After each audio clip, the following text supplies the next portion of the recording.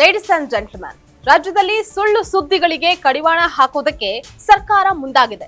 ಮಾಧ್ಯಮಗಳ ಮೇಲಿನ ಹಿಡಿತವನ್ನ ಸಾಧಿಸೋದಕ್ಕೆ ಎಐ ತಂತ್ರಜ್ಞಾನವನ್ನ ಖರೀದಿ ಮಾಡೋದಕ್ಕೆ ಸರ್ಕಾರ ನಿರ್ಧರಿಸಿದೆ. ಆದ್ರೆ ಇದು ಕೇವಲ ಸುಳ್ಳು ಸುದ್ದಿಗಳು, ಕೆಟ್ಟ ಕಮೆಂಟ್ಗಳಿಗೆ ಮಾತ್ರನೇ ಉಪಯೋಗ ಆಗುತ್ತಾ, ಇಲ್ಲ ಅಂತ ಅಂದ್ರೆ ರಾಜಕೀಯದ ದುರುದ್ದೇಶ ಏನಾದ್ರೂ ಇದೆಯಾ ಅನ್ನುವಂತಹ ಪ್ರಶ್ನೆ ಹುಟ್ಟುಹಾಕಿದೆ. ಅದೇನು ಅಂತ ನೋಡ್ತಾ ಹೋಗೋಣ. ವೀಕ್ಷಕರೇ, ನೆಲ ಜಲ ಭಾಷೆಗಾಗಿ ಪ್ರಾಮಾಣಿಕ ಪತ್ರಿಕೋದ್ಯಮ.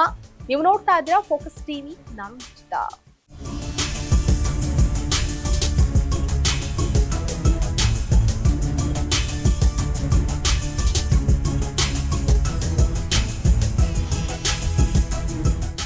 ದ್ವೇಷ ಭಾಷಣಕ್ಕೆ ನಿಯಂತ್ರಣ ಹೇರುವಂತಹ ವಿಧೇಯಕ ಮಂಡಿಸಿರುವಂತಹದ್ರ ಬೆನ್ನಲ್ಲೇ ಇದೀಗ ಸುಳ್ಳು ಸುದ್ದಿಗಳ ಮೇಲೆ ರಾಜ್ಯ ಸರ್ಕಾರ ಕಣ್ಣಿಟ್ಟಿದೆ. ನಕಲಿ ಸುದ್ದಿ, ಸಮಾಜ ವಿರೋಧಿ ಅಂಶಗಳಿರುವಂತಹ ಡಿಜಿಟಲ್ ಕಂಟೆಂಟ್ಗಳನ್ನ ತಡೆಗಟ್ಟೋದಕ್ಕೆ ಎಐ ಆಧಾರಿತ ಸಾಫ್ಟ್ವೇರ್ ಅಭಿವೃದ್ಧಿ ಪಡಿಸೋದಕ್ಕೆ ರಾಜ್ಯ ಸರ್ಕಾರ ತೀರ್ಮಾನ ಮಾಡಿದೆ.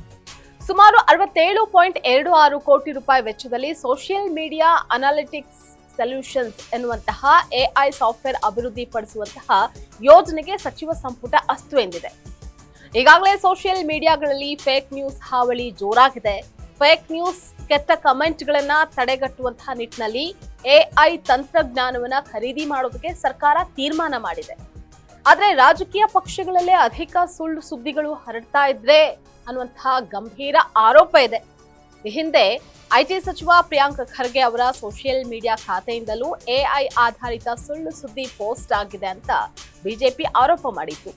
ಇದೀಗ ರಾಜ್ಯ ಸರ್ಕಾರದಲ್ಲೇ ಫೇಕ್ ಸುದ್ದಿಗಳಿಗೆ ಕಡಿವಾಣ ಹಾಕೋದಕ್ಕೆ ಸಚಿವ ಸಂಪುಟ ಒಪ್ಪಿಗೆ ನೀಡಿದೆ.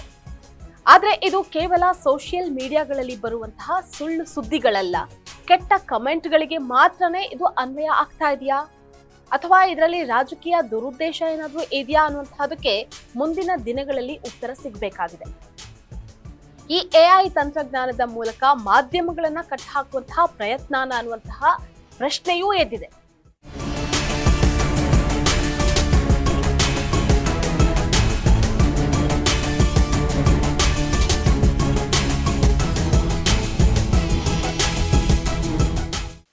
ಇದಾಗಿತ್ತು ಇವತ್ತಿನ ಫೋಕಸ್ ಸ್ಪೆಷಲ್ ಸ್ಟೋರಿ. ನೆಲ ಜಲ ಭಾಷೆಗಾಗಿ ನೋಡ್ತಾ ಇರಿ ಫೋಕಸ್ ಟಿವಿ.